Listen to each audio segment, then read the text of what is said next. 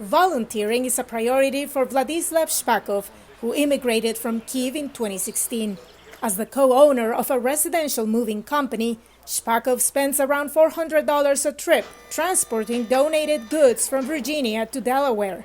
Their ultimate destination, his home country, Ukraine. We're losing some money because we still need to pay for the gas and we have employees, but we are Ukrainian and we need to do something to try to help. It takes helping hands, cash and in-kind donations for US-based charities to reach Ukrainians in need.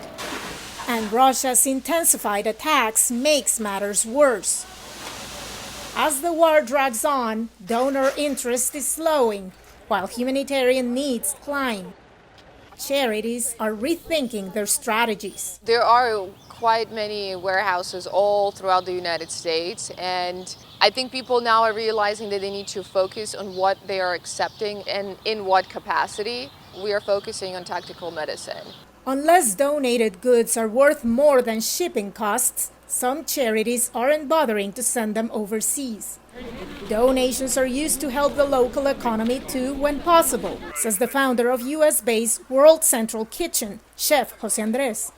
His team mobilizes restaurant workers to serve up fresh meals to Ukrainians. If we import all the food, we'll make the farmers even poorer.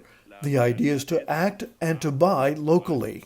The European Union has allocated 143 million euros for people affected by the war.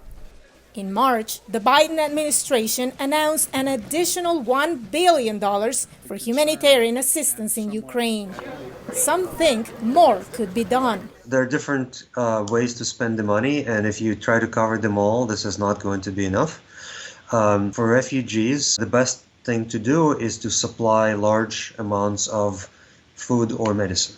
When it comes to individual donors, the nonprofit Global Giving says there's a certain slowdown of support. This is turning into one of the fastest growing refugee crises, and there's a lot of concern for what does it look like in the longer run for us to be able to continue to support refugees.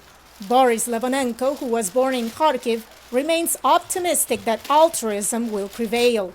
Gathering medical supplies for his former countrymen makes him feel better, even if he loses some business at his auto repair shop. I have to be at the shop and run the business.